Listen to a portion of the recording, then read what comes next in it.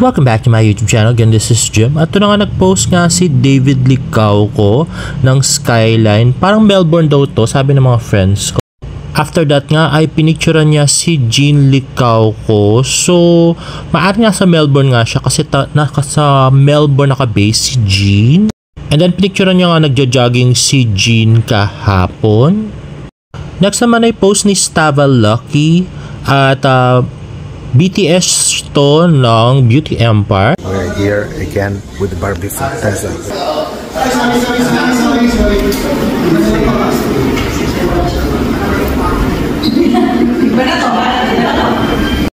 At may nagtanong nga kay Stava Lucky kung ngayon to. So yes, today daw tong shoot nila ng Beauty Empire. So meaning hindi sumama si Barbie sa Australia. Ganun. O syempre nag-shooting pa siya eh. Next naman ay post ni David Licauco sa kanyang Instagram. As little peek into my day, been keeping things simple lately. At Skintifix Moisturizer has been my go-to and it works. Ayan nga, a day in David's life when he's not working. Ayun na nga. Teka, bakit pa siya natulog, di ba? Pero gusto ko yun ito, nakatank lang siya. Ang laki ng ng chest, tsaka yung mga biceps, di ba? Yan mga gusto ko makita ng personal kay D. Ayan, so naglagay na siya ng ceramide. Ayan, cute na. At 11, ayan, 2 p.m. reading, 4:30 basketball. Ayun na nga si Simple Grind, 7:20 night routine. Ay wow, puti hindi siya nag-inom. Nagbagong buhay na ba si David? Parang hindi totoo to. Charot. Pero in fairness kay David, madalang na lang nga natin siyang makitang kasama ng mga friends niya. Kahit kay Kaliwa ka na Anli hindi na siya masyado sumasama. Kahit nga kay Simple Grind, hindi ko na rin siya masyado nakikita. So, na kaya mga pinagagawa ni David? Ganito kaya talaga siya? Clean living na ba talaga? At next ay post ng Avignon Clinic. This wasn't just another facial. Barbie Fortesa shares her raw and real thoughts after trying Thermlage FLX for the first time at Avignon Clinic. Watch her testimonial and see why it's a beauty turning point. Okay, so I am finally done with my Thermods treatment. I can finally say that. I'm so proud of myself. Honestly, my overall experience with the treatment is just amazing, honestly. Naaminin ko, napangunahan ako ng takot talaga. At ngayon pinagsisisihan ko na hindi ko siya nasubukan earlier. Kasi, yung pain, akala ko, sobrang sakit. Tapos, in-explain sa akin, hindi naman nagkulang ng pag-explain sa akin ng Avignon na yung pain niya is more of yung deep heat. So, mas parang deeper into your skin talaga yung tina-target niya for better collagen production, ganyan. So, syempre, no matter how much they explain it to me, I really have to experience it myself. I really have to feel ano ba yung deep heat na yan, ganyan. So, no mga first few shots, medyo nagugulat pa ako kasi syempre may sound, ganyan. Pero, parang habang tumatagal, you get used to the feeling, you get used to the pain. Uy, grabe naman yun. Joke lang. Hindi. Parang you get used to the feeling and what's great with Avignon is inaalalayan ka nila talaga. Like, hindi ko alam kung mapapasama sa video pero nagkaroon ako ng parang hand sign. Like, I'll raise my hand, it means stop, and then I'll raise my thumbs up pag okay na ulit. So, ganyan kami kanina. So, ang saya kasi naramdaman ko rin talaga yung alalay at alaga sa akin ni Doc Apple. So, thank you so much. And overall, ang experience ko talaga is, right after, feeling ko agad, parang lifted agad yung skin and parang mas nag-tighten talaga siya. And, sabi ni Doc, parang in 3 months mo talaga makikita yung resulta talaga niya. And what's good about this treatment is you can do this once a year actually. And para sa akin, na hindi ko inaasahan, kaya ko yung pain, tapos kitang-kita mo yung resulta. Ang ganda niyang treatment, 'di ba? For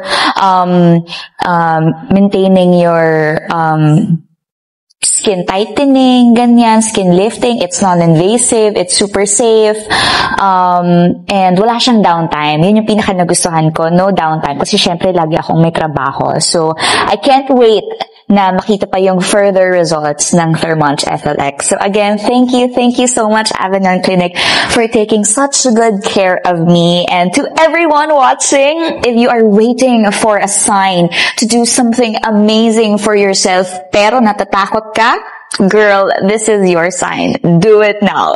This time, it's Avignon.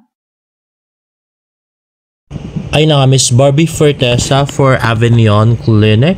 At next is David Licauco, Fush TV interview. Let's watch this. I wouldn't say I'm a Lolo's boy, to be honest. Kasi growing up, he was really focused on his work. In all fairness to David, Lolo's boy na siya. Lola's boy pa siya. Yung lola niya kay Tita Eden or yung nanay ni Tita Eden. So, very love na love din ni David yon. At lagi niyang inaalala yun. Nandun siya sa Bicol. Siguro if one thing that I regret is not maximizing the things na pwede ko matutunan sa kanya. Siyempre, napakatalino nga niya, di ba? So, siguro like lesson learned na rin na hindi natin alam kung kailan mawala yung mga loved ones natin, yung mga kaibigan natin. So, I think it's always better to like stay away from our phones and just be present, like instead of like chasing validation, like chase for connections with people, you know. Yeah, and tell your loved ones you love them. So sorry. Kailan nga ba namin mayan marinig sa'yo, David? Charot. He was very passionate in everything that he does. You know, yung power of the mind. Imagine that, kasi konti lang yung nakakapag-maximize ng brain natin, di ba? I mean, meron pang scientific study na we only use like, I'm not sure, 20% of our brain, right?